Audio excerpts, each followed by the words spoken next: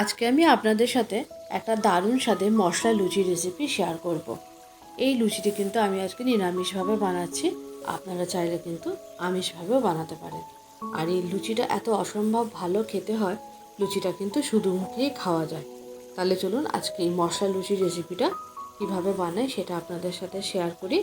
আর দেখুন, নিরামিষের দিন কিন্তু আপনারা এই রেসিপিটি অবশ্যই ট্রাই করতে পারেন। মশলা লুচি বানানোর জন্য আমি এখানে যতটা ময়দা ঠিক ততটাই আটা নিয়েছি।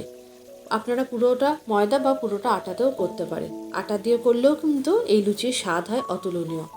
আর প্রথমে আমি এর মধ্যে একটু জোয়ান ক্রাশ করে দিয়েছি, তারপরে দিয়ে দিয়েছি অল্প একটু চিলি ফ্লেক্স, এরপরে অল্প একটু হলুদ দিয়েছি, একটু লুচিগুলো যেন হলুদ হয়, মানে ভালো কালারের জন্য।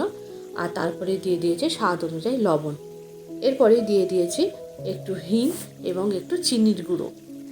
দিলে কিন্তু খুবই ভালো লাগে। আপনারা এখানে চিনির গুঁড়ো দেবেন, শুধু চিনি দিলে কি এগুলো কিন্তু চিনিটা মিশতে একটু সময় লাগে।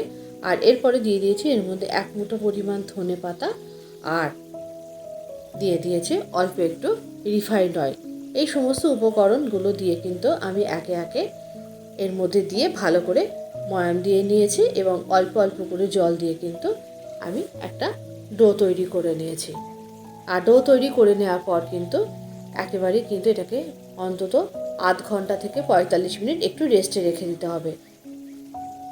লুচি পরোটা ভাজার জন্য কিন্তু আটা এবং ময়দা মেখে দেওয়ার পর কিন্তু একটু যদি বেশিক্ষণ রেস্টে রেখে দেওয়া যায়, তাহলে সেই লুচি বা পরোটা কিন্তু অনেক বেশি ক্রিস্পি হয় এবং ভেতর থেকেও অনেক বেশি সফট হয়, খেতেও অনেক ভালো হয়। এরপরে আপনাদের 45 মিনিট বাদে দেখাচ্ছি। দেখুন কি সুন্দর ময়দাটা সফট, অথচ খুব সুন্দরভাবে সেট হয়ে গেছে এবং একদম কিন্তু স্মুথ হয়ে গেছে। এরপরে আমি এর থেকে মিডিয়াম সাইজের লেচি কেটে নিয়েছি। আপনারা পছন্দ মতো লেচি কেটে নেবেন। এবার কিচেন স্ল্যাবের উপর অল্প একটু তেল দিয়ে দিয়েছি, দিয়ে আমি লুচিগুলোকে বেলে নিয়েছি। আর এদিকে আমি গ্যাসের ওপর কিন্তু একটা কড়াইতে লুচি ভাজার জন্য তেলটা অলরেডি গরম বসিয়ে দিয়েছি। তেলটা কিন্তু খুব ভালো করে গরম হওয়া চাই। লুচি ভাজার তেল কিন্তু ভালো করে গরম না হলে সেই লুচি কিন্তু ফোলে না। দেখুন লুচিটা কিন্তু একেবারে বলের মতো ফুলে উঠেছে। কি সুন্দর লুচিটা দেখতেও হয়েছে। এইভাবে আমি একে একে কিন্তু সমস্ত লুচিগুলোকে ভেজে নিয়েছি। আর এই লুচি কিন্তু শুধু মুখেও খাওয়া যায়, মানে লুচিটা যেহেতু মশলা লুচি, এটা এত বেশি টেস্টি হয়, এর সাথে কিন্তু কোনো তরকারির দরকার হয় না।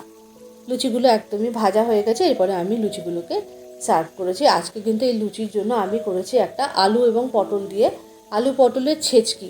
এই রেসিপিটা আপনাদের আমি পরের ভিডিওতে শেয়ার করব, তার কারণ হচ্ছে ভিডিওটা লেন্দি করতে চাইছি না। আর অল্প একটু কারি পাতা দিয়ে আলু চচ্চড়িও করেছিলাম, আর তার সাথে ছিল একটু সিমুই পায়েস। আজকে এই রেসিপিটা আপনাদের কেমন লাগলো অবশ্যই একটু কমেন্ট করে জানাবেন। যদি ভালো লেগে থাকে অবশ্যই একটু লাইক করে দেবেন। এরকমভাবে আপনারা অবশ্যই লুচিটা বানাবেন এবং কিন্তু খেতে অসাধারণ হয়। আর এত সফট হয় যে কি বলবো, শুধু মুখে কিন্তু খেতেও কিন্তু লুচিটা খুব ভালো হয়। দেখুন লুচিটা কিন্তু আপনাদের আমি মাঝখান থেকে ছিঁড়ে দেখাচ্ছি, ভেতরে কি সুন্দর চারপাশে সমস্ত মশলাগুলো ছড়িয়ে গেছে আর কতটা সফট হয়েছে লুচিটা। আজকের রেসিপিটা তাহলে এই পর্যন্ত। আবারও দেখা হবে পরবর্তী ভিডিওতে আর একটা নতুন কোনো রেসিপির সাথে। সবাই অনেক ভালো থাকবেন, সুস্থ থাকবেন। তাহলে দেখা হচ্ছে পরের ভিডিওতে।